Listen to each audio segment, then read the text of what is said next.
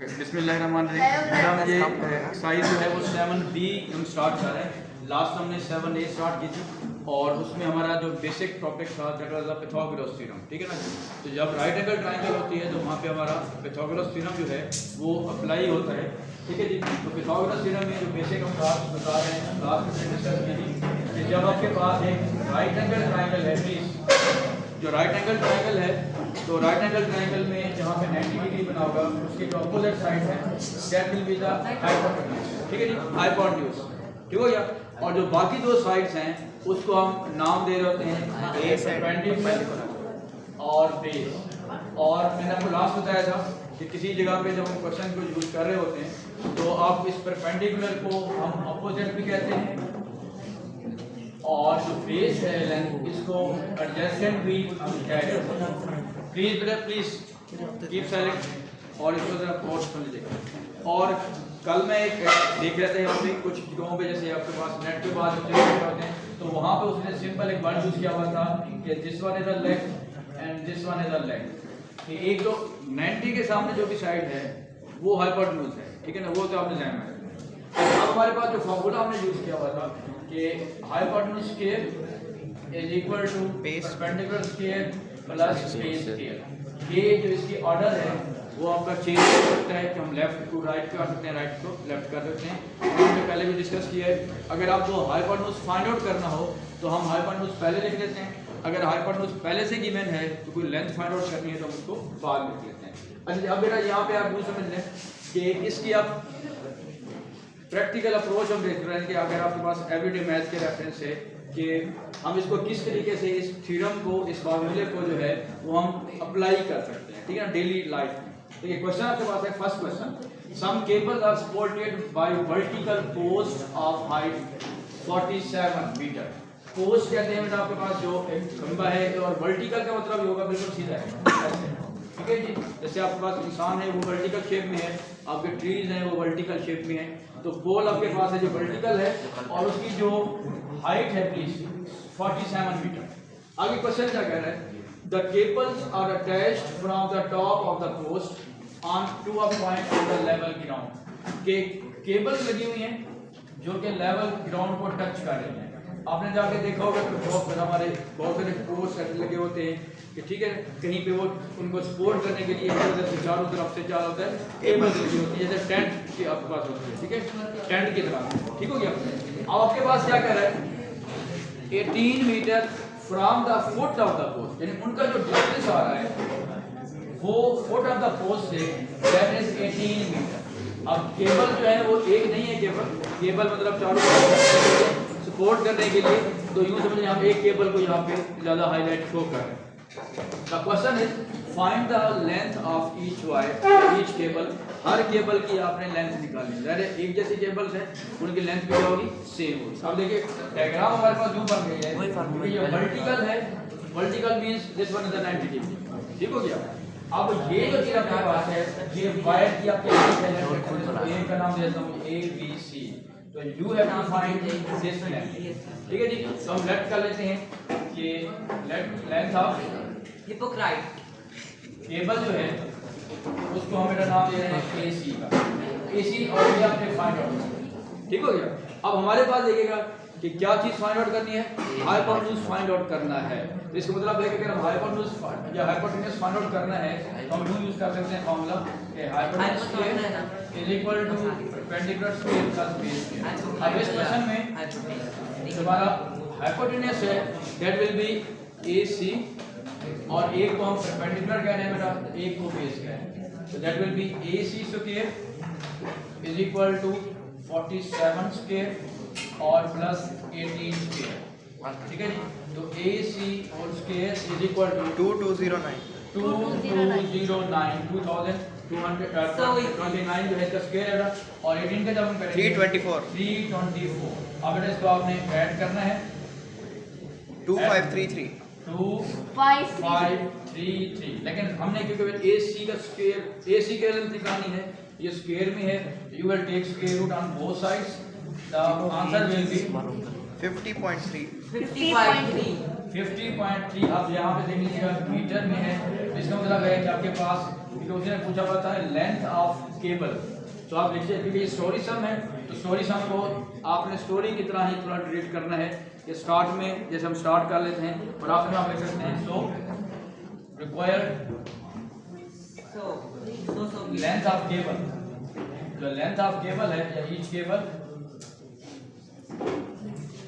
Is equal to 50.3 metre, जिसमें भी बराबर। अब रहते हैं क्वेश्चन नंबर 2। देखें, सिर्फ आपने क्वेश्चन समझना है, डायग्राम अपने खुद बनाने है, बाकी सारा मैथड आपका सेम टू सेम है। Each side of a square field is 50 metre long. अब स्क्वायर फीट का मतलब आपके पास क्या है कि जिसकी सारी साइड क्या होंगी बेटा, इक्वल होंगी। 50 मीटर। अगर हम यहाँ पे एक स्क्वायर बना देते हैं आप सेम साइड, तो इसका मतलब है कि सारी साइड उसकी क्या है बेटा, बराबर 50 मीटर। क्लियर होगी बात? आगे क्या कहता है, a barricade is to be placed along the diagonal of the field। अब पहले समझ लें कि आपके पास जो है डायगोनल क्या होता है, डायगोनल है ये, this is known as the vertex, ये जो कॉमन पॉइंट है इसको बेटा कहते हैं वर्टेक्स। और a line segment which joins two vertices, opposite vertices, this line is known as the diagonal, इसको हम डायगोनल कहते हैं। a line segment which joins two opposite vertices, वो ये भी बन सकती है लाइन, यूं भी बना सकते हैं आप, दोनों तरीके से हो सकती है आपकी। क्लियर होगी बात ये? अब वो क्या कहते हैं कि a barricade is to be placed along the diagonal, मतलब यहाँ पे एक आपने बाड़ जो होती है, एक आपने फेंस जो है वो यहाँ पे बनाना है, ठीक है, ये लेंथ आपने यहाँ पे बनाना है। अब वो क्वेश्चन क्या कर रहा है, find the length of the barricade means you have to find this length. अब इसमें स्क्वायर दिया हुआ है, ये डायग्राम दी हुई है, इसको अगर हम यूं हाईलाइट कर दें, ये ए का नाम दे रहे हैं बेटा, this is B, this is C और दिस वन इज डी। अब क्योंकि जो स्क्वायर होता है उसकी चारों साइड इक्वल होती हैं और हर एंगल क्या होता है जी, बराबर 90। इसका मतलब है ये भी आपके पास क्या बन जाएगा, 90। अब आप समझने के लिए देखिए, हमारे पास राइट एंगल ट्रायंगल बन गई है, then you have to find the length of AC। अब क्योंकि पूरी लेंथ आपके पास क्या है 50 मीटर है, तो सारी साइड 50 होंगी, इसका मतलब है कि ये भी 50 है बेटा, ये भी हमारे पास क्या आ रही है 50 मीटर Base भी 50 और you have to find the length of the Hypotenuse। Barricade. इसका मतलब हम यूं कर लेते हैं कि लेंथ आपके पास लेंथ ऑफ बैरिकेड है,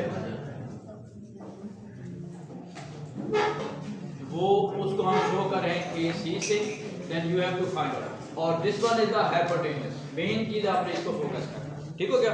अब मैं स्टार्ट यहां पे कर रहा हूं जी, AC square is equal to 50 square plus 50 square, क्योंकि इसमें जो एक लेग जो है या एक परपेंडिकुलर जो है वो भी 50 है और बेस भी बेटा जा रही है 50 आ, तो that will be AC square is equal to 2500 और ये भी बन जाएगा बेटा 25। जब आप स्क्वायर ले रहे होते हैं तो आपने 10 नंबर का स्क्वायर लेना है और जितनी जीरो होती है डबल कर देते हैं, अगर 2 जीरो होंगे तो वो 4 होता है, इस तरह डबल कर देते हैं।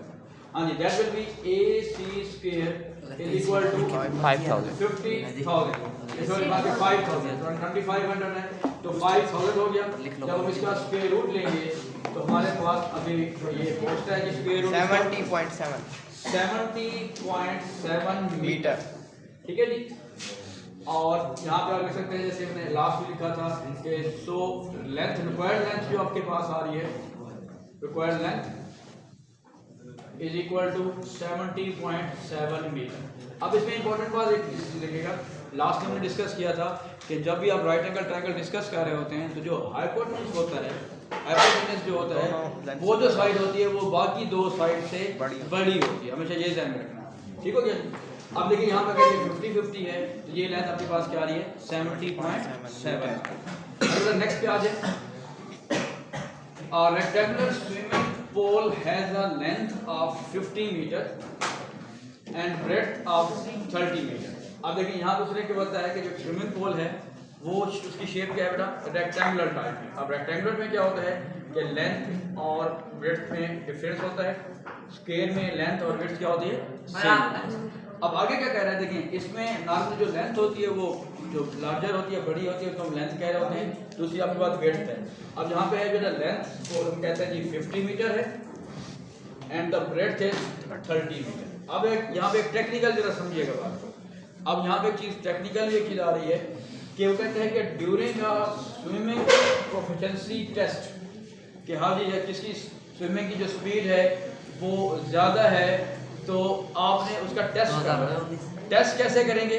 टेस्ट के लिए आपके पास जो होगा, एक्सक्यूज मी सर, देखिए इसमें एक टेक्निकल चीज़ भी आ रही है कि जब आपके पास कोई टेस्ट हो रहा होता है कि भाई किसी की स्विमिंग जो है स्पीड ज़्यादा है कैसे है, तो देखिए उसका कॉन्सेप्ट क्या है, एसन has to swim from one corner to the opposite corner. यानी कि यूँ नहीं है कि जैसे हम कहते हैं हमें यहाँ से उसने जंप लगाया है और ये बिल्कुल यूँ जा रहा है, नहीं यूँ नहीं है। स्विमिंग जो टेस्ट है, प्रोफिशिएंसी टेस्ट है, वो क्या है, one corner to opposite corner, मतलब इधर यहाँ से से वहाँ वो यूँ जा रहा है। तो बेसिकली ये में डायगोनल बन गया, ठीक है ना जी, तो उसकी मूवमेंट ये होगी। अब आपके पास क्योंकि ये रेक्टेंगल है, तो रेक्टेंगल में हर एंगल आपका क्या होता है, 90 होगा, तो ये भी आपके पास क्या बन जाएगा, 90। ठीक है। It mean that you have to find this length.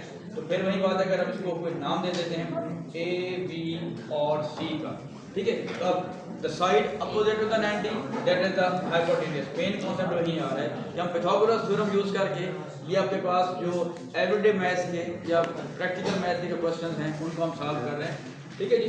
तो अब आपके पास क्या होगा कि हम यहाँ पे यूज कर लेते हैं कि डिस्टेंस लेट कर लेते हैं जी, जो रिक्वायर्ड डिस्टेंस है, रिक्वायर्ड डिस्टेंस उसको बेटा हम शो कर रहे हैं यहाँ पे BC से, और this length you have to find out. आप देखिए वही बात कि हाइपोटेन्यूज जो है BC है, you have to find out hypotenuse square is equal to 50 square plus 30, so that will be BC whole square 2500 9, ठीक हो गया। जब इसको हम ऐड कर रहे हैं 3400, हमारे पास आ रहा है जी 3400। 3400 BC square, but you have to find the length of BC. Yes. So the length will be 58.3 3 meters. So this will be your answer. या required जो length है आपके पास, required distance, sir we don't, ठीक है जी, वो आपका क्या है जी 58.3 मीटर। अब इसका मतलब क्या होगा बेटा, प्लीज प्रोफेशनल टेस्ट में क्या होगा कि ज़ाहिर है जो भी वहाँ पे टेस्ट दे रहे होंगे, पेयर होंगे टेस्ट में, उनका टेस्ट इस तरह ही लिया जाएगा और total distance they have to cover, जो भी पार्टिसिपेंट होंगे, ठीक है जी, तो they have to cover 58.3 metre. अब देखना ये होगा कि भाई जो कम टाइम में इस डिस्टेंस को कवर करेगा, ज़ाहिर है वो आपका क्या होगा, विनर होगा। तो this one is the technical question, तो आप इसको किसी तरीके से आप अप्लाई कर सकते हैं। ओके जी, थैंक यू। सर रिसीव कर